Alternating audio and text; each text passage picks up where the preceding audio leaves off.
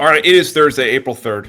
Doug Kyde is here, the people's guest, my guy, at the Boston Herald. Joe Milton is not here because Joe Milton is no longer a New England Patriot. He got traded this morning. We talked with Josh McDaniels this afternoon, and in between, I asked for a bunch of mailbag questions. So that's what we're doing today.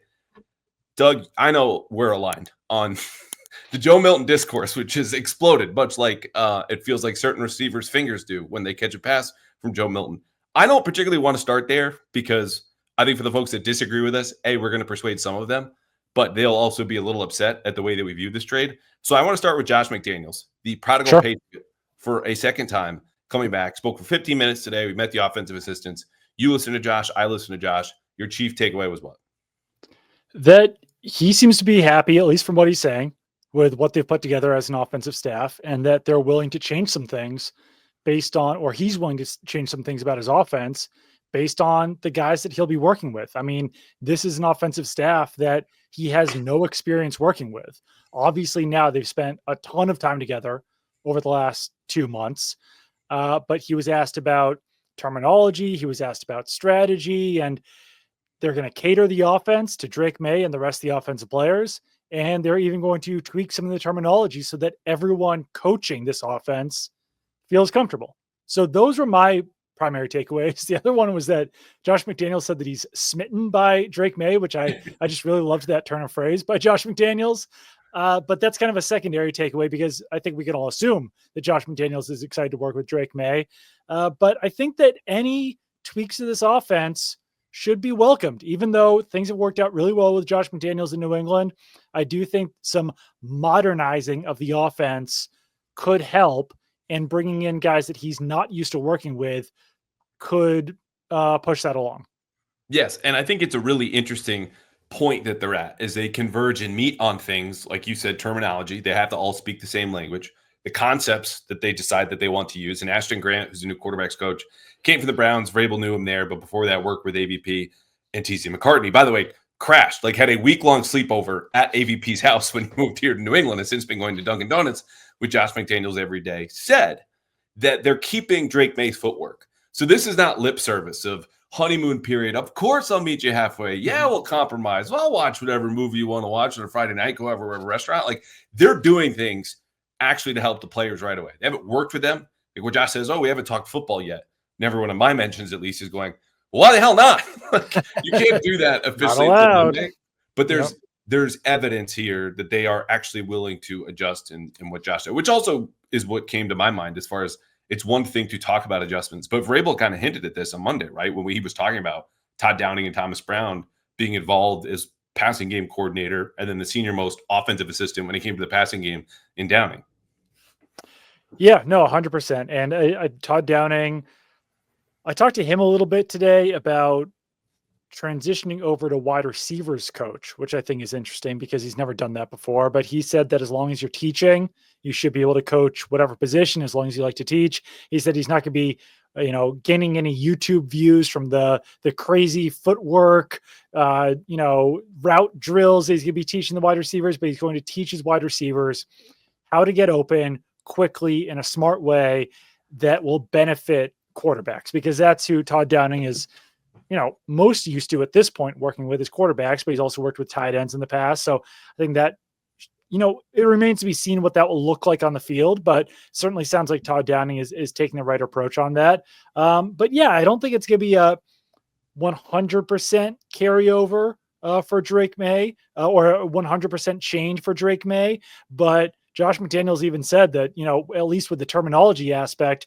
they're going to be using the Men in Black memory eraser to erase everything that he remembered from Alex Van Pelt, at least terminology wise.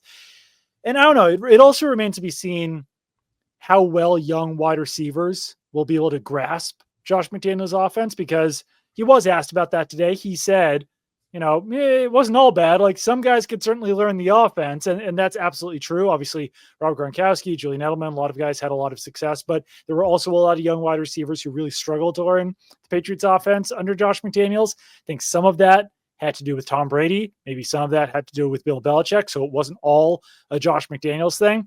But that's just another thing that we don't know at this point. Like everyone's saying the right things, obviously, but until they actually get on the field and we see what Jalen Polk looks like, we see what Javon Baker looks like, we see what any rookie wide receiver they add looks like in the offense, we don't know for sure if this is going to be easier for young players to pick up than it was in the past for the Patriots.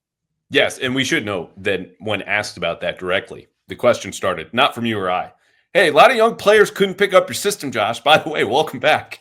He was like, right. I mean, it's fair though. Like it's something that's worth asking because there are like you've got Stephon Diggs, you got Kendrick Bourne, you got Mac Hollins, but otherwise, it's a lot of young wide receivers in this offense. And Kayshon Boutte and Demario Douglas have more production than Jalen Polk and Javon Baker, but there's no guarantee necessarily that they will be able to pick up a new offense as easily. Their third offense in 3 years for Demario Douglas and Kayshon Boutte. No, it is totally fair. And I think that's where I talked about this Tuesday with Curran when we were all down at Palm Beach to say Vrabel hinting at, hey, Thomas Brown and Todd Downing will have different ideas of how to teach certain things, where Josh has only been in this system, been in this coaching tree, and those are the only people that he's worked with who are thinking in the same way.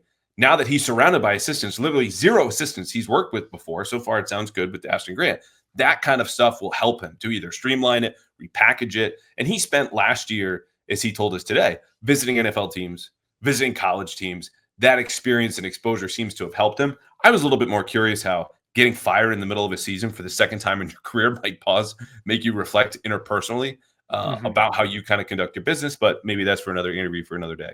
The other thing that I wanted to hit on as far as McDaniels goes is, the idea that this passing game in the system is kind of TBD. I don't fully buy that. Like the bones of this offense are going to be what we saw last time. And what a lot of teams running game should be a little bit outside zone, some power, counter. And Ashton Grant, who's the quarterback's coach, Thomas Brown, pass game coordinator, I asked, hey, what's the pass game going to look like? Grant said fluid.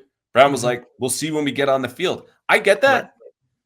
You're also not throwing 50-50 balls and corner fades to Pop Douglas. Like if you had to guess what this will look like beyond what we last saw, do you have any inkling, or do you actually think that this is fluid and they're going to kind of figure it out as they go? I mean, I think a lot of it's going to probably resemble, like the core of it is still going to resemble what Josh McDaniels has always done, but I think they will cater to their offensive strengths. I think that Drake Maye obviously changes things quite a bit, where like he's not Tom Brady, but he's also not Cam Newton, and he's certainly not Mac Jones. So it is a completely different quarterback than we're used to seeing Josh McDaniels work with, especially here in New England. But he's also different than the quarterbacks that Josh McDaniels worked with the Raiders. And like, I don't want to pump up Drake Maye too much, but is it fair to say that he's the most complete quarterback that Josh McDaniels has worked with? Like, obviously Tom Brady is the best. Tom Brady is like the best quarterback that Josh McDaniels will ever work with. But I only say Drake Maye is the most complete simply because he's a better passer than Cam Newton was at that stage of his career. And he's much more athletic than Tom Brady or Jimmy Garoppolo or Mac Jones or Matt Castle or any of those other guys. I don't think it's fair to say most complete. I mean, the athleticism, as we found out, is not like most diverse skill set, I guess. Then I don't know. You know what I'm saying? Yeah, I know what you're saying. Yeah. I think the idea is that he unlocks more potential schematically. Like you could run a wider playbook with Drake Maye than you could from a physical standpoint than you could Tom Brady. Like you could run anything with Brady conceptually at whatever speed and tempo and pace you want, whatever personnel packaging, because he just had the encyclopedic memory of everything he had done over a 20 whatever year career. But with Drake Maye, he's still learning. Once he does get enough kind of competency level mastery, that's when you go, okay, we can boot with him in the way you couldn't with Tom Brady. Certainly not Mac Jones. You can make certain throws that you couldn't with the two of those guys. Which again, this all comes off as like, oh, Brady had shortcomings. No one's dismissing Tom Brady. I'm just saying I understand where you're coming from. And for McDaniels, he's in a new world. Let's put it this way. There's nothing he can't draw up that Drake Maye theoretically couldn't at least try. Whether or not that becomes a go-to is what I think the fluid part is. Yeah, because there's just more aspects of the offense that Josh McDaniels could unlock with Drake Maye in there. And I think they can borrow from some of the things that they were doing in 2020 with Cam Newton, with like a higher rate of play action, a lot of designed runs. I don't know if we'll see as many designed runs for Drake Maye as we did with Cam Newton, just because like Cam Newton's skill set kind of necessitated all of those design runs because his passing game was a lot more limited. So I think that we'll see less design runs from Drake Maye, but I also think we'll see a lot more than we did last year under Alex Van Pelt and Gerard Mayo when they were playing so conservatively with Drake Maye. So yeah, I think it is fluid what the offense will look like, but they've got to have some idea. I think the big aspect here is that the offense also isn't completely full at this point. Like they still don't have a left tackle. I know that like having and not having a left tackle doesn't necessarily like change the offense, but they could still add, like if they draft Ashton Genty number 4 overall, which I'm not saying they're going to, or if it's even a possibility, but like if they do that, then that massively changes things about their offense and probably their passing attack as well. So there are still definitely changes that can be made before they actually start having to put a real offense together. Yeah, and to their point about like we do need to see the guys on the field and what they can do with this offense. Well, first of all, you need something to teach them, right? It's not just you get out there, let's try this. You've got concepts, you got names, you got things to build off of it, compliments. But let's say Demario Douglas, for example, just cannot pick up the new offense, or he's not the same player, whatever the case is. You were not building the same system you had with an Edelman, with a Welker, Amendola for stretches, even Jacoby Myers is like a bigger slot. You might go to 2 tight ends because Hunter Henry and Austin Hooper are not going to have trouble with this offense. Hunter Henry played in it. Austin Hooper did when he was in Vegas. Like these guys have been around the block. Call it whatever you want. As he said, apple or tomato, different concepts. They know it's a fruit. So I get that part. And to your point, whether it is a skill player or not will depend on what they feature. I like the idea of the Cam Newton offense coming back a little bit with the designed runs and the play action. But the last time I said that, they then signed Stephon Diggs, and I look like an idiot. So I'm not going to co-sign that anymore, which was like a few weeks ago. To the point about the left tackle, you and I did not talk to Doug Marrone, as all the other offensive assistants, again, talked today. But in seeing some of his comments, he talked about Armand Membu. And he was asked, hey, is that a guy you could flip as a college right tackle, super athletic? Let him play left. That's a guy right now I would go with it for. And he brought up Jamal Brown, which is a 20-year, very dusty example when he was with the Saints in 2006. And that guy flipped from right to left and then became an all-pro. Doug Marrone, I think, is a really key character here moving forward, not just a talent here. What do you want to see, if anything, or hear from him moving forward that would tell you that they finally got an appreciable upgrade at their offensive line coach? That's a good question. I mean, I think there's got to be a willingness to modernize his coaching a little bit, just because of some of the things we've heard in the past, that he is kind of an old school, hard-nosed type of guy. But they did bring in Jason Houteling, who could bring in more of a modern approach. They still have Robert Kugler from last year. So I think that all of those guys working together do have a lot of experience and should be, an upgrade over what they had last year. The Membu thing, I'm not going to lie, it scares me a little bit to go into a second straight season being like, yeah, we can flip that guy from right to left. Like, and I know that like it's an imperfect, like you can't say it's a 1-to-1 scenario, because they were trying to do that with Caden Wallace, who was a 3rd-round pick, and they're trying to do it with Chuks Okorafor, who had played right tackle for 6 years, whatever it was in the NFL. But it feels scary to say, like, because it's maybe not as much of an outlier as it is with Will Campbell, where you're like, all right, we're taking this guy with a 77-inch wingspan, 33-inch arms, and hoping he fits at left tackle, because there's no real proof that can work. Guys have flipped from right tackle to left tackle, but it's tough for some guys. And I don't love having to make that projection for a second straight year with the 4th overall pick. And like, I know that there's not a lot of better options for you there at left tackle, but if that doesn't work and you take Membu at number 4 overall and you can't even put him at right tackle because Morgan Moses is there, then like, that's as big of a potential whiff as it is taking Will Campbell and he has to move to left guard. Like, at least if you take Campbell and he has to move to left guard, at least there's not someone there. Like, at least you can still start him at that spot. With Membu, like, I don't know. It's scary to me to force a guy to flip to a position that he hasn't played in college. All right, this is a heat check take, which I said on TV last night, but it's still formulating. I'm going to throw it at you now because I don't think you've heard me say this. I would comfortably, if I'm the Patriots, go Membu at 4 for now. This is not in pen. And then still jump back into the first round and give me Josh Simmons. Like, I want them to have as many bodies and answers at tackle. I am sick of talking about the tackle position. I am sick of looking at this and calling it a black hole or a revolving door or a position they need to fill. Like, give me as many guys that you can throw there and rotate and eventually develop, because we talk about Morgan Moses. Every single time I say his name, I want to say Moses Morgan. Morgan Moses is 34 years old. In terms of banking on 34-year-old tackles, that wasn't last year. It was the year before with Riley Reif, and there are important distinctions to make. But the point is, this is a short and long-term need. Is 2 first-round tackles too nuts? I don't love it because especially like, I know this isn't the exact regime that just did this, but like you did take Caden Wallace last year. And like, I think Elliot Wolf said this publicly. He said that Caden Wallace's best position is right tackle, right? He said that on air. Yes, At but the owners' he meetings. also thought he could be a swing He could be tackle a and guard. then had the feet to play guard. Right. But like, you have, I think that in an ideal situation, you have Morgan Moses playing right tackle this year, and then Caden Wallace takes it over in the next 2 years, let's say. Like, so I would probably feel more comfortable, let's say, taking a tackle at 4 overall than waiting until like the 3rd round to take the next one, because you've got 2 picks there. Yes. I think that there are other major needs on this team. Like, you still do need help at wide receiver. You do still need help at center. You do still need help at, like, maybe even more so than those, pass rusher and cornerback. So I don't love taking 2 tackles in the 1st round just because, like, you do have to field other positions. Like, and I know that the other ones are in better shape, but it feels like too much draft capital. And it also feels like you're not trusting your process there at number 4 if you also have to jump back into the 1st round to take another guy. I think that you have to be comfortable enough with that guy at number 4 to say, like, this is our left tackle. He is going to be our left tackle for the next 8 years.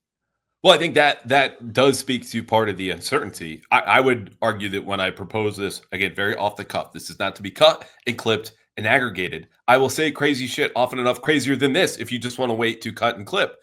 But the point is, I'm not comfortable enough with Vidarian Lowe. I'm not comfortable enough with Caden Wallace at left tackle. And so I do love and have come to love, this is not something I would have said a month ago when I had watched less of him, Armand Membu, but it is the short and the long term of this position where I just don't think, when you look around the league, there are teams that are just completely comfortable with their offensive line depth. And when you're at the bottom of the league in run blocking, 2nd worst in pass protection, you need as many available solutions to you as possible.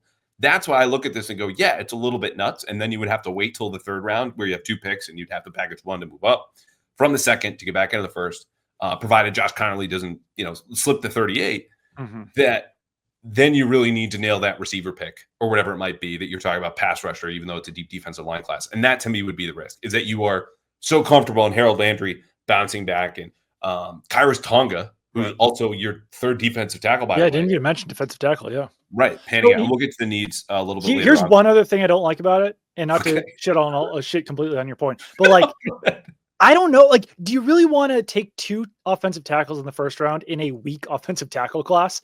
Like, I think that there is, like, since it's considered a weak class, take 1, but then maybe wait till next year to take the next one. Don't keep reaching to that well when it's already a bad class. Well, I think the class is not particularly strong in terms of the depth. Like, if you're going to go get the guys. Like, this is a situation where Josh Simmons, before the injury, was tracking to be a top 15 pick. Right. Regardless. And there's some supposed character stuff, which I don't know. They could figure out. Vrabel at Ohio State has a connection to determine whether it's BS from anonymous scouts or not. But again, in this very still forming take, this fetal take, that I just think the position is so bad that if you really want to guarantee yourself, because the other thing is, I don't feel as comfortable with Will Campbell. Like that's the deal at the top. But the guys in the middle, you don't want to cross your fingers and wait at 38 like you did last year at 34. Oh, and then the guys that you want are gone because someone came up for Xavier Legette. Yeah, no, I like the idea of trading up. I don't want to sit back and hope that the guy lasts for you. I also will say that Yeah, I think that the Patriots will be willing to take on some character concerns. The Isaiah Wilson pick that the Titans made when Vrabel was there does scare me a little bit because that was about as big of a whiff as anyone could possibly have with a draft Yes. pick. And Disastrous. I would say that that was clearly made with the idea that like we can bring this guy in the first round and fix him, and it didn't happen. So that would scare me a little bit, taking on a character concern, hoping that you can turn things around. And I'm not saying that Josh Simmons is Isaiah Wilson by any means. I have no idea what the level of those concerns are, but that would give me some pause, some hesitation. Okay, we are going to pause, take a quick break. When we come back, you and I are not lukewarm or hesitant about how we feel about the Joe Milton trade, which is just, I don't know, taking over Twitter for a day. We'll be right back. Enough about free agency. Enough about the draft. No more mocks, no more rumors, no more whispers, no more mailbag. It is time to talk, not about football or anything like that. Prize Picks, America's #1 daily fantasy sports app, because when I'm not on this podcast and I'm sitting at home and I'm watching the Celtics, or it could be a hockey game, or it could be a baseball game. Sox are just around the corner. I am playing Prize Picks and I am winning. And I would like you, as someone who supports this podcast, to win a little bit too. Because right now at Prize Picks, you can win up to 1,000 times your cash and run your game all season long. When you build your lineup, you know the deal. 2 to 6 players, all right? Every single time you go to Prize Picks, online or on the app, you'll see a player and they'll have a stat. And all you have to do with your lineup is pick the player, go more or less on that stat. It could be Jason Tatum 5 threes. If you think he'll hit him more than 5 threes, he's going to hit more. If you think Kristaps Porzingis will have less than 18 points, hit less. Boom. That's a lineup right there. So 2 to 6 player stat projections over at Prize Picks. Basketball, hockey, baseball around the corner. Of course, football will be back too. And when you sign up today, if you're a new customer, here's the best part. You get $50. 50 instantly after you play your first $5 lineup at Prize Picks. You don't even need to win to get the $50 bonus 50. You just have to play. So sign up today. Download the app and use code CLNS to get $50 instantly after you play your first $5 lineup. Again, download the app today and you will get $50 instantly with the promo code CLNS after you play your first $5 lineup. Prize Picks, run your game. All right, the people have been waiting long enough. Joe Milton was traded with a 7th-round pick at number 217 to Dallas. The Cowboys send back pick number 171. So the Patriots jump up 46 spots, trading their backup quarterback. There was some initial reporting that I go, if this is true, the Patriots let Joe Milton pick his destination and pass up better offers. This is something they have to stop doing because it's just ridiculous that you would extend that courtesy to a 6th-round backup quarterback. Albert Breer has since reported that the Cowboys offer was their only offer. So I want to be clear. Moving forward in this conversation, the Cowboys were the only team to offer the Patriots something solid. What that was what they accepted. A pick swap trade that is nets about a 6th-round pick, according to the modern trade value charts. And so you take Joe Milton in the 6th round last year, you have him for a year, and you get another 6th-round pick in return. What did you make of this deal? Well, I mean, I've been saying a 5th-round pick for Joe Milton since the end of the season. So like, this was not a surprise whatsoever to me. I'm not saying that everyone was like, should have been listening to me all along and shouldn't have been surprised by this, but like in my personal experience, I was like, yeah, if you could flip him for an earlier pick than you took him last year, then like, yeah, that's fine. Because I understand Patriots fans being excited about Joe Milton based on the one game last season, week 18, but this was a older quarterback who was taken in the 6th round, who struggled at Michigan, had a good few games at Tennessee in 2023, but largely struggled in 2024. He was obviously not highly thought of coming out of Tennessee. That's why he lasted until the 6th round. So last year's regime, if it was still Gerard Mayo and Alex Van Pelt and TC McCartney, maybe they would have been excited about Joe Milton. But since now it's Mike Vrabel and it's Josh McDaniels and it's Ashton Grant and it's Ryan Cowden and different guys inside the building, I'm not shocked whatsoever that they're saying, all right, I don't think he's going to be a great backup quarterback. I don't think he's going to be doing the work that Jacoby Brissett did and that Joshua Dobbs would do, which means that he might only be the 3rd stringer here. If he has a bad preseason, then we might have to just outright cut the guy. Let's trade him. He wants out, like whatever. Let's trade him. Let's trade him for a 5th-round pick. And we wound up taking a guy and upgrading the pick a year later. Is it a ton? No. Do we have to throw in a 7th-round pick? Sure. but we're getting something, and maybe we can use that pick as draft capital to move around the board a little bit. Or maybe we take another quarterback in the 7th round and hope to do this again the next year. But like, there's no example of a guy playing one game as a rookie and then being traded for really anything more than this. So that's why I'm not surprised by it. And could they have kept him? Sure. But I don't know that he could have raised his value any more this season. There's a part, like, this is probably the highest his value was going to be in a New England Patriots uniform, because I just don't think he would have gotten that opportunity again to show that last year was for real. No, there's one quarterback that gets to be on the field. That quarterback was never going to be Joe Milton. The only reason they put Joe Milton on the field last year was when they wanted to lose a football game. And kudos to him for winning that football game, which, let's be clear, was a preseason game in January. The Bills put in their starter for one drive. Goodbye, Josh Allen. They put in their backup, Mitch Trubisky, for a couple quarters. They pulled him too. They had third stringers on the field, as did the Patriots. This was a preseason game in January, and Joe Milton played very well. But the book on Joe Milton still consists mostly of what he did in college, when he was a 6-year player, including 3 years at Michigan, transferred to Tennessee, couldn't beat out Hendon Hooker, and then had 2 decent seasons, but even still in this like rinky-dink, basic tempo-based offense in Tennessee, one word and go play calls, he completed 64% of his passes, and he is so fun to watch. Yeah. I actually enjoyed that finale way more than I thought I would. Him moving around, running around, chucking bombs, that's great. It was not good enough for him to get picked in the top 192 draft picks last year. That's what the league thought of him. And when only one team comes in to say, yeah, we'll give you something for Joe Milton, that tells you they don't only just think he's not a starter, which Joe does, and he can do that. Feel free to do that. Wishing the best for Joe. They don't even think he's a top-tier backup. Neither did the Patriots. Right. We're moving forward with Drake Maye, that one quarterback who is going to play, and Josh Dobbs, who knows what he is, knows how to help a guy like Drake Maye, and will know some of the system and the coaches he's working with, which Drake Maye doesn't. That value as a backup quarterback is what you can do to help the starter. Joe Milton can't offer, as crazy as this sounds, what Josh Dobbs did and will. And that's why he's gone. Yeah. And I mean, there's an example of this. Someone tweeted me saying, like, why would the Cowboys give up, or like, why were the Patriots only able to get a 5th round pick for Joe Milton when the Cowboys gave up a 4th round pick for Trey Lance? It's like, because as much as you might hate it, like, priors matter in this league, and prior opinions on players matter a ton. And Trey Lance was the number 3 overall pick. And if he wasn't the number 3 overall pick, he still likely would have been taken in the top, let's say, like 10 to 15 picks in that draft, because people thought highly enough about him coming out of North Dakota State. And it doesn't really matter that Trey Lance is not a good quarterback, nor does it matter that he hasn't had as good of a game as Joe Milton. Priors matter. And the fact that no team, like you said, was willing to take Joe Milton before the 192nd overall pick means that they still like go back to their scouting evaluations and say, like, these are all the reasons that we did not like him coming out of Tennessee enough to take him in the first 5 rounds. Sure, he might have proved he had fixed some of those things in that last game against the Bills, but they're also being realistic and saying, like, that was a game the Bills were not trying to win. They were possibly actively trying to lose. Like, they were like doing bits in that game. They were giving their punter their incentives. They were giving James Cook their incentives. They were running as simple of a defense as they possibly could.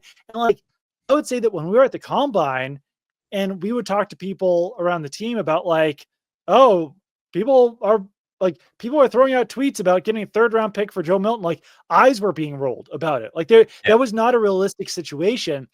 And obviously reporters can do whatever they want. They can cite whoever they want. They can quote whoever they want. But I do think that people throwing out this like 3rd round pipe dream that you could get for Joe Milton really falsely raised expectations for Patriots fans about what they could get for him. And maybe a subset of Patriots fans would have been disappointed in this return anyway, and would have been hyped about Joe Milton based on what he did in week 18. But for me, and I'm completely willing to be wrong on this, I do not think that what we saw of Joe Milton in week 18 is going to be accurate to what we see for the rest of his career. I just truly don't believe it. No. And he played, again, exceedingly well in that game. Exceeded all expectations. And too bad it was the opposite result of what the Patriots also wanted in a tank-off. But going back to your point about the Cowboys and Trey Lance, yes, priors matter. Like your draft status, even 4 or 5 years later, when you sign a second contract, is paralleled to guys who were drafted in the first round or third, or if you were undrafted, that's the framework. That's how the league works. I would also say, how did it go for Trey Lance in Dallas? Did the Cowboys look like geniuses for offering a 4th-round pick for Trey Lance? No. So why are we asking, why didn't the Cowboys give more? Well, why were they the only team offering this? And this isn't to dump on Joe Milton, who's been on the show. It was a delight to cover in the few conversations that we had on and off the record. Like, I truly wish the best for him. It was exceptionally fun to watch him play football. But you're absolutely spot on. This notion that suddenly you would get a 3rd-round pick for a guy who's 25, had played 1 year, and only played because his team wanted to lose and thought Joe Milton gave them the best chance to lose, is not going to suddenly get a 3rd-round pick. Or a 4th-round pick. A 5th-round pick was always the high bar. And what they did was they got the pick back basically in this net value. And some of the trade charts differ, but you look at Jimmy Johnson's, Rich Hill's is the one that I default to because they update that. That tells you how the league sees these picks after every single trade.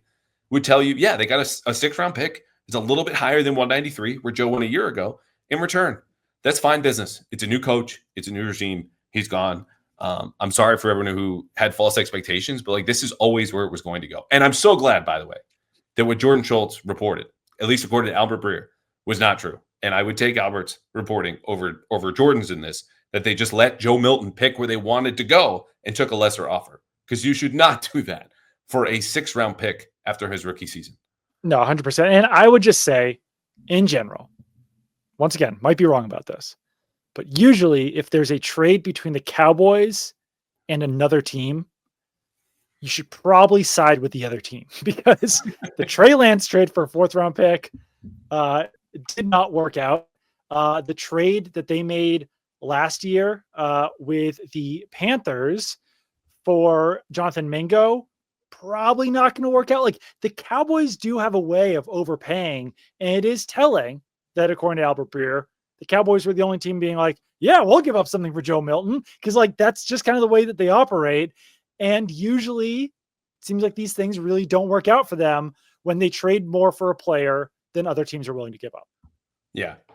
Never mind that Jerry Jones at the owners' meetings said something so asinine for a GM and owner, even though it's funny. And it's asinine in a business sense that he's negotiating with Micah Parsons, who a couple years ago, Bill O'Brien called a top 5 player in the NFL. Whether you agree or not, he's in the neighborhood. Okay. He says, we got all the framework and the money and the terms and yada, yada worked out. This doesn't concern the agent. I don't even know who Micah Parsons' agent's name is. Hey, pal, that's the guy you're going to negotiate with. And Micah Parsons now got emboldened and quote tweeted saying, I'm not doing any negotiating with David Mulugeta, who, by the way, is the president of Athletes First, one of the most powerful agencies in all of the NFL, who does excellent deals, even for bad clients who don't have a ton of leverage. Example A being Deshaun Watson getting a fully guaranteed, ridiculous deal with another ownership group that makes you scratch your head. So the point being, again, the Cowboys' judgment is not to be taken so soundly. I'm not saying they were wrong to take the risk on Joe Milton, but the idea that he will play a game again against a full starting defense like he did the last time we saw him on a football field, I'm with you. I doubt it. All right, you ready to get I also love this novel concept by Jerry Jones of what if we negotiate with the player rather than the agent? What if we negotiate the guy who doesn't know what he's doing rather than the agent? It's that's a great idea, but when you're publicly calling out the agent, I'm pretty sure he's going to be yo, Micah, don't accept this deal. I have to be part of this. And I know that Bill Belichick has done similar things in the past with players, trying to negotiate with a player rather than the agent. So it does work out sometimes to the advantage of the team, but Bill Belichick also isn't bragging about that to the media when he tries to do it. I think he tries to play it close to the vest, as close as humanly possible, for a reason. Yeah, I'm not going to air out my private tactics to one of the most powerful players in the entire league, represented by one of the most powerful agents. And this isn't to say to just capitulate when you're up against a good agent. But even you look at Dak Prescott's contract, if we really just want to go in on the Cowboys here for a second, they guaranteed in his first extension that Dak could never be franchised for the rest of his career. What that did would eliminate all of the Cowboys' leverage when it came to his second contract. And then Dak gets paid out in a way that has all of their fans, even those that like Dak Prescott, going, this is an overpay. This is ridiculous. Right. And the Cowboys granted him that no tag clause. Okay, you have to go soon, so let's fly through these, which means not as fast as I always promise, but we'll start and go anyway. Carlos. No, I've got a little more time. I've got time. Okay, all right. We have, I think, about 8 to 10 here. Carlos, what order would you personally rank the Patriots' positions of need? You kind of did this earlier. Also, would you draft those positions in the same order? So I would have left tackle number 1. Mhm. I think even after adding Diggs, I probably still have wide receiver number 2. I would have edge number 3, defensive tackle number 4, cornerback number 5, and then you kind of get into like, I don't know, I guess, Center. and then maybe guard, and then like interior offensive line after that. Because at least you have Bradbury for now. At cornerback, I think there's still some question about like, and we'll get into this in a little bit about like what your nickel looks like at cornerback. I wouldn't necessarily draft them in that order though, but I off the top of my head, I think that's how I'm ordering things. I'm mostly with you. I would still go left tackle. But let's be clear too. When we rank these, sometimes there can be a giant gap between 1 and 2, which I would suggest right For now, sure. just given how bad things are at left Left tackle. tackle is far and away number 1. And then 2 and 3 are like 2A and 2B. So when we rank these, they're not all on the same level, or some of them are, and others are big gaps. So left tackle number 1 by a mile. I would agree that receiver is number 2. I think defensive tackle for me, because your third guy is Kyrus Tonga and Christian Barmore, even if, let's say, he completely clears and gets healthy and you feel like you can bring him back, I just can't bank on the blood clots as an amateur, doesn't have a ton of information, not recurring. And I've heard from someone with the team that they're optimistic and they're going as slow as possible. But if Christian Barmore is out of the picture, you might argue defensive tackle, then leaps receiver. So whether it's because of the depth or Barmore status, I would put that at 3, go edge 4. Then to me, there's a drop off because I don't mind Alex Austin as my third outside corner, but nickel is up there. And I like Marcus Jones, but from a injury history standpoint, the way we know he doesn't fit into what they want to do and he's still around, we'll talk about him more later. That to me is how I would order them. And guard and center will be in there. Like they're going to draft the center. I feel comfortable though, because most teams operate this way. You have one position on your offensive line that's like, yeah, we'll figure it out. Because there just are not enough good offensive linemen in the league. That's left guard. Yeah. Whether it's Cole Strange or Layden Robinson or City So comes back, hopefully to life. One of them, or even Caden Wallace, even like, Right. Yeah. So, and tackle could be even, again, the guy who suggested drafting 2 in the first round. He might go left tackle 1 and 2, and then everything else. So, yeah, that's where I'm at. And I would not do those in order. Like this came up on TV last night. The idea of Mason Graham being the number 4 pick. I wouldn't like it, but I would completely get it because he is a consensus top 5 pick in this draft. And if you want difference makers, that is about as close as you can get to threading the needle between best player available and need. Where as much as I'm coming around on Armand Nembu, there's no one that's ranking him ahead of Mason Graham that I respect, and I couldn't even do it myself. So that's how I see it. All right, question number 2. Keith, no, not Keith. Keith reminding me of a Family Guy episode where they needed to break into some sort of safe, and the last step was to answer, what is the least attractive male first name? Keith. They got in. Anyway, Kevin, with Rabel getting rid of players like Milton and David Andrews and Joanne Bentley, what other players on the roster are at risk of going, especially in the receiver group? I don't know if I want to speculate about other players they could cut, because like almost anyone would be on the list simply because like this is a new system, new coaching staff. They're looking for different things in players. Like I personally would look at someone like Jelani Tavai as not looking like a great fit on this defense, but he's also cost prohibitive to cut because of the contract that they just gave him. So maybe they go into training camp with him and say like, let's see how he looks at linebacker. Let's see what he would look like on the edge. Let's see if we can figure out a way to put him in the defense.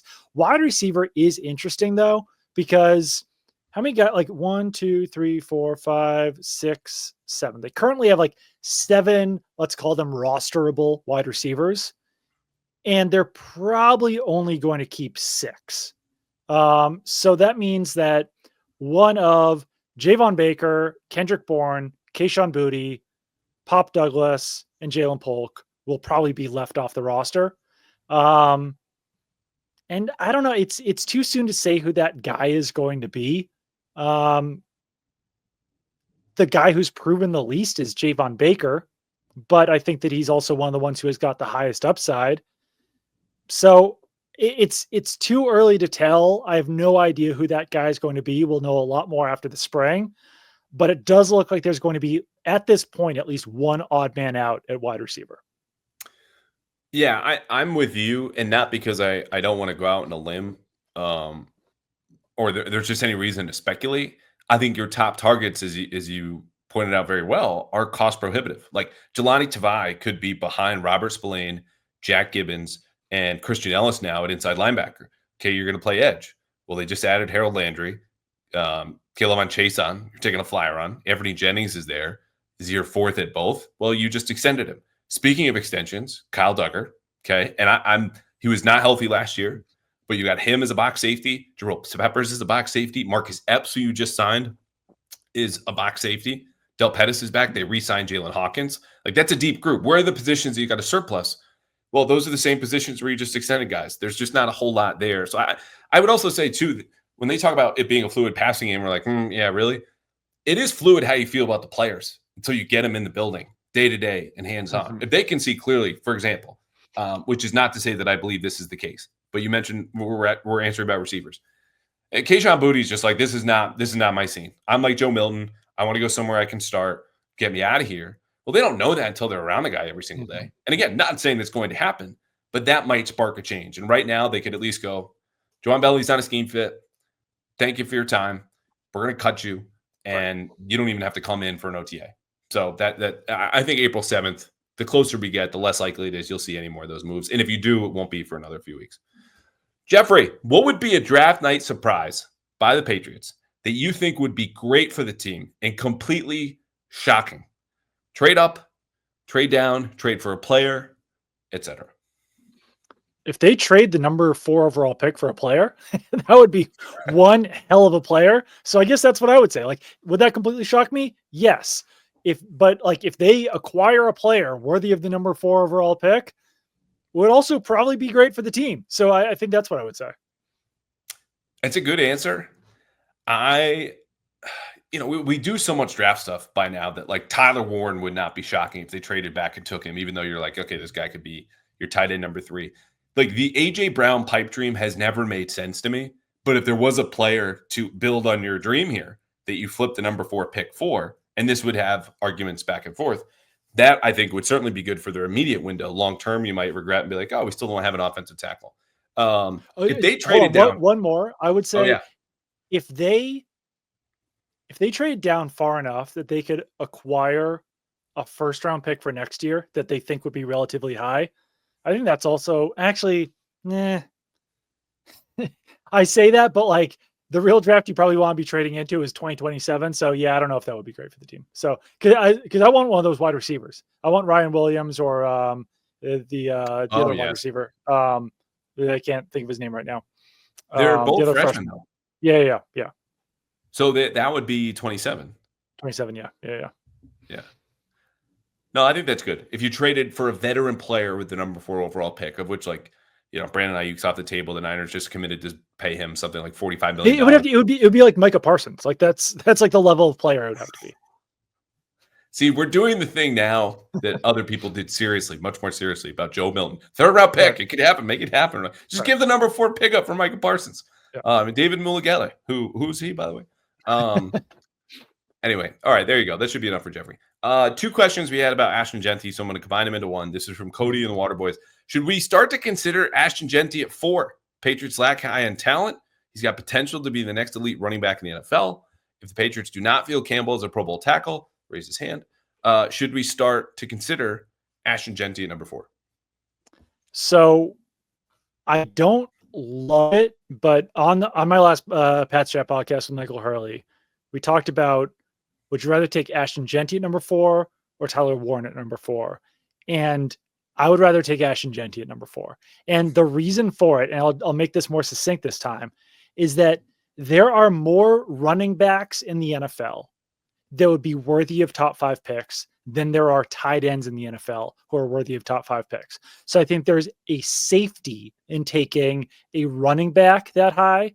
I think it's safer than taking a tight end that high, because there's like basically like 2 or 3 tight ends who would have been worth taking top 10 in the draft. Whereas there's like a handful, let's say like 4 or 5 running backs. So if you really do believe that Ashton Jeanty could be that type of player, then maybe he is worth the 4th overall pick. It would give you a boost on the offense, more so than obviously any of the defensive players that they could take. You just truly have to believe in him. And I personally am still not 100% sold on, let's say, like Will Campbell at 4, Armand Membu at 4, Mason Graham at 4, Jalen Walker at number 4. And Ashton Jeanty's just like kind of in that mix for me, whereas Tyler Warren would be like a little bit lower.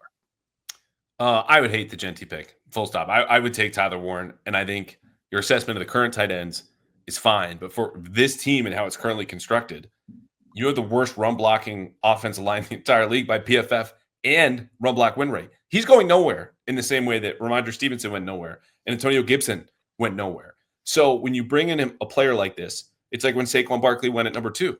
How did the Giants do offensively, aside from 1 year when Brian Dable came in and Jedi mind tricked Daniel Jones into being a good quarterback? Like they were dog crap.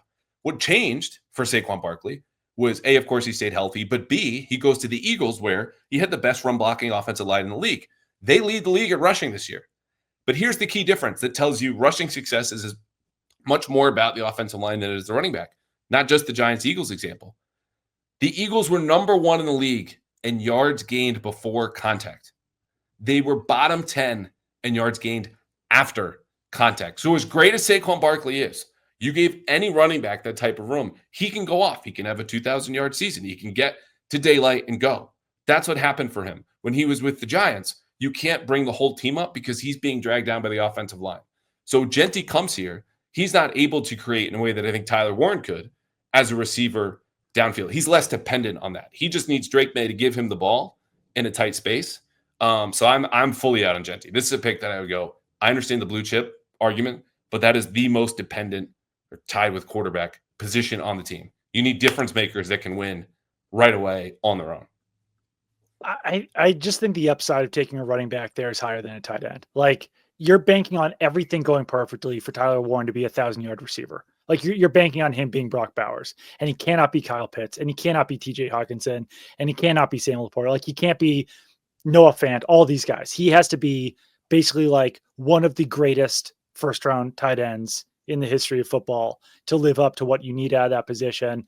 And I totally understand you about the run blocking. Jeanty, though, like it can't be Cedric Benson, at 4. You can't be but of these like teams. There's so much more history of a running back being successful in the top 5, top 10 than there is with tight ends. It's like it's so rare for a first round tight end, and like maybe it's him. But I do think that like you can still fix your run blocking, and you've already got Morgan Moses to fix things. You've got Michael Wennon to fix things. I don't know how great Bradbury's going to be. He's better as a run blocker than he is a pass protector. You can still take a left tackle, let's say like trade back in the first round. It's just historically tight ends have not been worth taking in the first round, especially not in the top 10. So you have to bank on him being so much better than everyone else who's gone there. And I don't trust it. I don't trust that that's going to be the case. You can't have him be Kyle Pitts. It's just like, it would be a nightmare scenario. Yeah, but I just don't see Kyle Pitts' failures as something that, necessarily has to happen to Tyler Warren, a guy who played across all of the formation. And like, look, the difficulty is Jeanty is the only other blue chip prospect, full stop, after Abdul Carter and Travis Hunter that we see right now. It doesn't mean other guys are not going to take off. But when you look at the history of those running backs you mentioned in the top 5 or top 10, like Zeke Elliott goes to the Cowboys, have a great offensive line. If you're making an impact, it's because they're ready-made to help you. Tyler Warren or Colston Loveland even, who's projected to go in the top 10, could do that because you're with a good quarterback. Like things are more ready-made for them to succeed in a way that they weren't for Kyle Pitts in Atlanta, playing with Desmond Ridder, right? Which was really the big issue. Oh, and also an offensive coordinator and head coach in Arthur Smith, who was like, I don't care about fantasy football. We're not going to throw to him. Who cares about fantasy football? Throw to him because you're a top 10 pick. They would do that here in New England, even though there's a little bit of redundancy with Hunter Henry and Austin Hooper. It's an interesting conversation. I'm glad we disagreed on something here in the podcast finally. Well, okay. So if you did their history, their career over again, George Kittle, you'd take with the top 5 pick, right? Oh, yes. Travis Kelce would, right? Yeah. If you did it over again, Brock Bowers, you would last year, right? Of course. Would you with Trey McBride? Is Trey McBride a top 5 pick?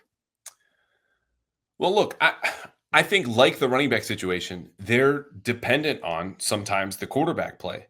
What I would also But say, Trey McBride is a 1,000-yard receiver. He is as productive as a receiving tight end as there is in the NFL right now. right, you just have to lead him to the end zone by hand because he just can't find it until it's like week 16. But you know what I mean? Like these guys not only are paired most often with like good quarterbacks, right? Alex Smith to Patrick Mahomes, Brock Purdy, and before that, at least Jimmy Garoppolo was good enough. But they're impacting the run and pass game in the way that the running back is pretty much limited to just running the football. Like the best running backs that you see now are also threats in the passing game. The tight end's doing everything. That to me is also part of this equation. It's not just, the history of the position. It's what are you doing on a down-to-down basis, and what do you need to be supported? If you just need a quarterback, which in the case of the tight end is largely the answer, the Patriots have one. If you need a good run-blocking offensive line, they don't. It is. I don't know. I'm just repeating my point over and over again. But like basically, if you take Tyler Warren, number 4 overall, you have to have complete confidence that he is the best tight end in the NFL, because that is what you need by taking a tight end in the top 5 is the best tight end in the NFL. Do you? It's just a huge projection to make. Because Do you there's so consider, many though, guys who are good tight ends. Like Sam Laporte's a good tight end, but you still wouldn't take him outside like the top 15. Mark Andrews is a good tight end, but he's still not someone that you would take in like the top 15 to 20 picks. It's just like tight ends are so hard to hit on to be that complete perfect player. I don't know. We disagree, but yeah. Because you and I agree that this is a bad draft with certain strengths that are running backs, defensive line, and at least a couple tight ends towards the top. Like the fact that, oh my God, it's a number 4 pick, you have to hit on it. Like, yes, I agree. And I would take a different player. Like you and I are not going straight to Ashton Genty or Tyler Warren to like zoom out and say, this is not our plan A. Right.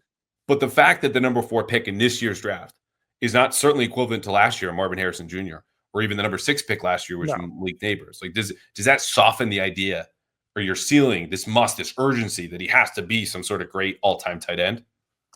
It softens the idea, but it also softens the idea for me for running back. Because, like, not to reiterate the point, but like Saquon Barkley, yes, he was worth the top 5 pick. Derrick Henry would have been worth the top 5 pick. Jonathan Taylor probably would have been worth the top 5 to 10 pick. Jahmyr Gibbs probably would have been worth the top 5 to 10 pick. You can kind of go through the list of these running backs throughout the years. Alvin Kamara would have been worth the top 5 pick in retrospect. There's just so many more running backs that have presented the value on the field of being like that productive, that efficient, that important, that valuable that most tight ends don't. So it does soften it for me, but it more so softens it for me for Genty. And I'm not even a big Genty guy. Like ideally you take someone else there. Ideally, maybe even if you have to take Genty, you trade back in that spot. But at this point, I think that running back became too devalued. I think it's gained more value. And I think that a running back is more valuable than a tight end at this point in the NFL. Wow. Okay, so we have like a fundamental disagreement there. But let me ask you this, and then if you want to say one more thing, we'll move on, because of course, as I promised to breeze through these, we like hit stop and then we go in reverse. The Eagles with Saquon Barkley, as you listed a bunch of running backs. Yeah. Good run blocking offensive line. Yeah, no, I totally understand that point. Okay. Ravens with Derrick Henry. Well, did the Titans when he was the best running back in the NFL? Not the last year or two. The years before then with Taylor Lewan and a bunch of other first-round picks, they were great, like 18, 19, and then he falls off as their offensive line falls apart. But then you put him in Baltimore. Colts didn't have the greatest offensive line last year. Jonathan Taylor is still ripping off 4.7 yards per carry. I mean, yes, they are first-round picks invested there. Quentin Nelson, Anthony Costanzo going way back. Ryan Kelly is a first-round pick. Like all of those teams, the Saints in Alvin Kamara's best years had the best run blocking offensive lines in the league, or at least top 10, top 12. Patriots are not even out of the bottom 3. Do the Falcons have one of the best run blocking offensive lines? Like, I don't know. That I don't know. So I don't know. It's going to be, and you have players at both positions. You have Hunter Henry and Austin Hooper at tight end. You have Ramondre Stevenson and Antonio Gibson at running back. So like neither position is also like a day one need for the Patriots. So that's why it's not ideal. But like if Ashton Genty could get you 1,500 yards per season and 500 receiving yards, it just like adds so much to your offense. I just the ceiling for me would be 1,000 because the reminder Stevenson's not getting to 1,000 the last couple of years and injuries here and there. But that's just the state. Like this is to me the running back position. The teams that just added them, right? And we all think, oh my God, like maybe they were devalued a little bit too much. To your point, but the Eagles and Ravens, who are in the playoffs year after year after year, add them because they have the house ready made. If you want to add a parlor or a bar to your house, like that is the final finishing touch to be like, this house rules.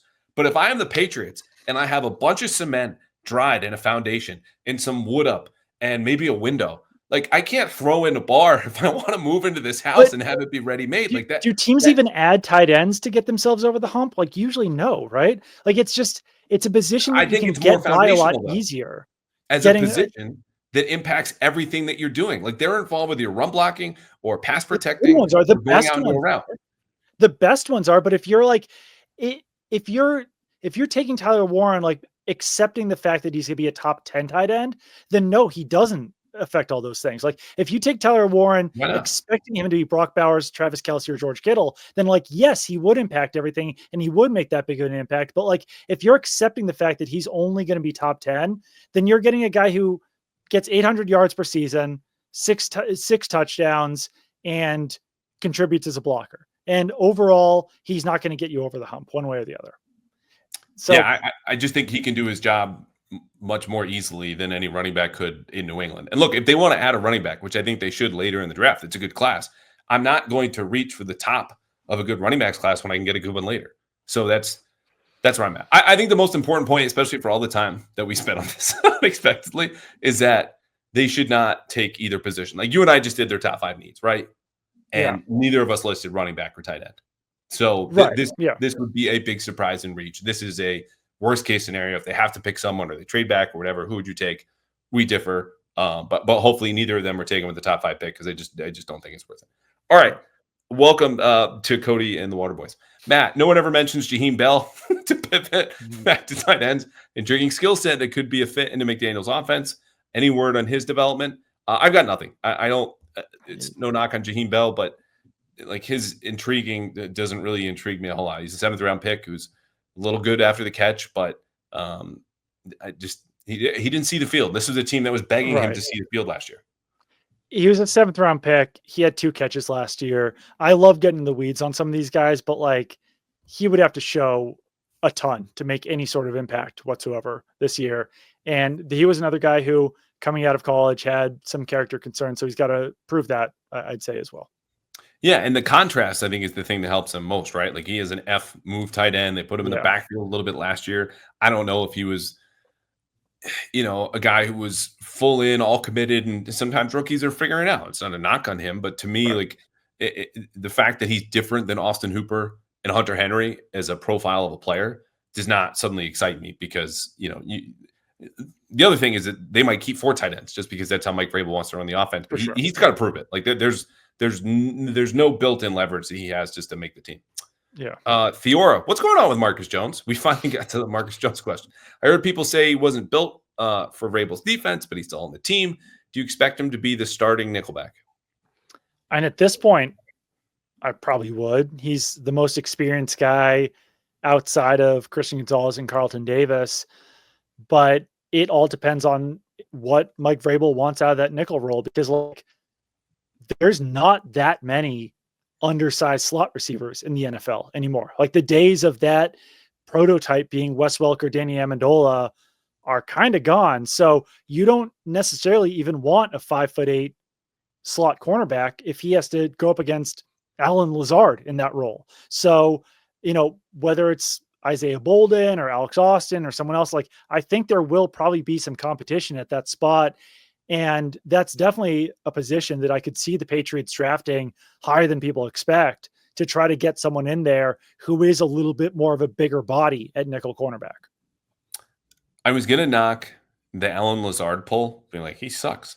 And I was like, why is this this image of him pulling away, dragging a Patriots corner stuck in my brain. Oh, that happened in week 3, and it was Jonathan Jones. I think no, it was Alex Austin grabbing at the Under Armour underneath his jersey. And I think he was catching balls over Marcus Jones in that game too, right? Yes, that too. So look, I think he right now by default, it's a nickelback. But I would be shocked if the Patriots don't draft another one that's a little bit bigger and fierce and just and not Marcus Jones, which is another guy been on the show, very nice guy, works hard, great asset on special teams. But doesn't fit the prototype that they want in nickel, which is a very important position, as Mike Vrabel said very early on after he took over the Patriots. They'll want to get that right. We got 3 more. Neely, do you see the Pats making a late free agency move for Jedrick Wills? Vrabel had a good look at him in Cleveland. He got a lot of talent, but character flaws.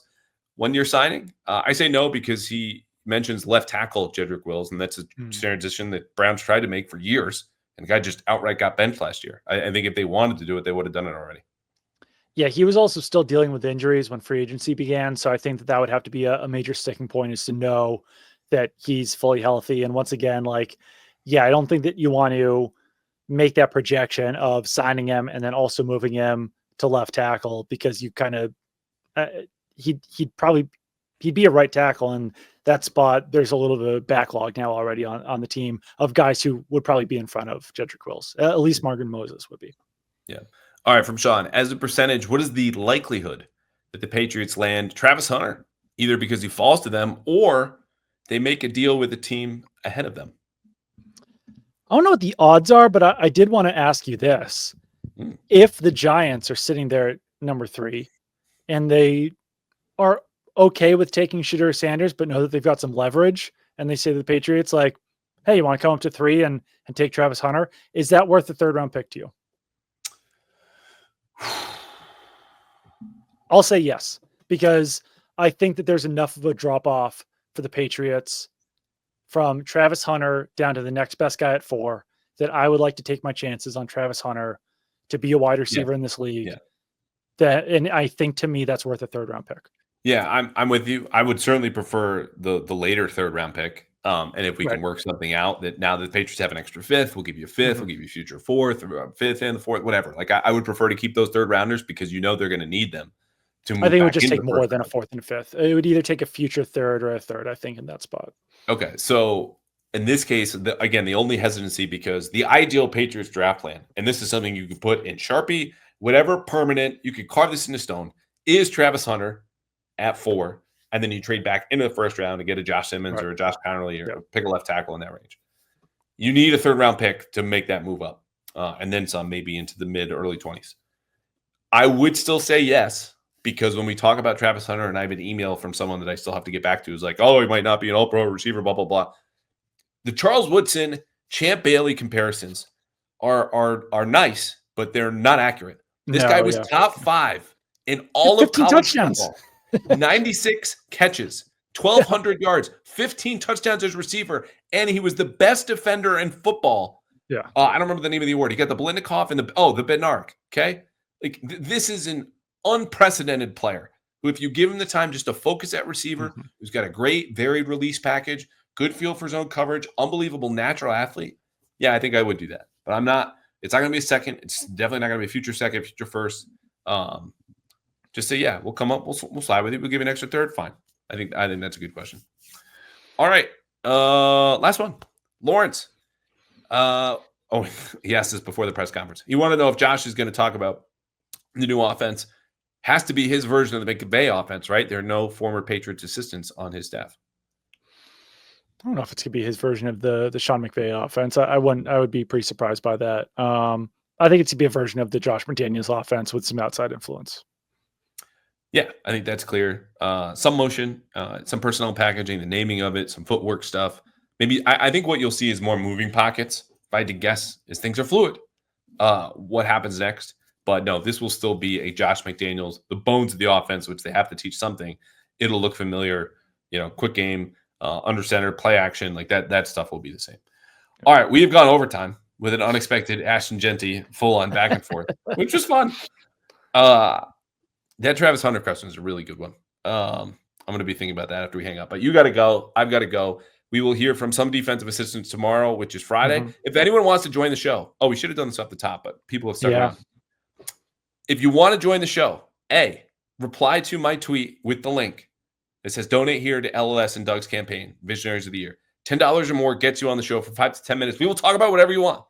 If you don't want to be on the show, but you want to get your questions answered and you like beer, or you like a signed Mike Vrabel football or Red Sox tickets or a David Pastrnak jersey or a signed Kendrick Bourne football, we're having an event in Weymouth, April 17th. It's the Thursday before Easter. Again, Thursday, April 17th, 7:30 at Vitamin C, SEA Brewery, Vitamin C Brewery. Come out, see me, Doug. In Weymouth.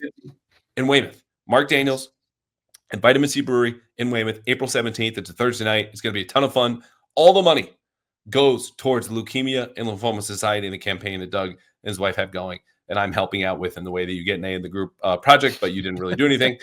And so just come out. This is going to be an awesome night. You can buy tickets at his Twitter, my Twitter, Fitzy's Twitter. What did I leave out? Nothing. No, nothing. You can also go to princesshellyforever.com if you aren't in the area, can't attend the event, but still want to contribute, still want to donate.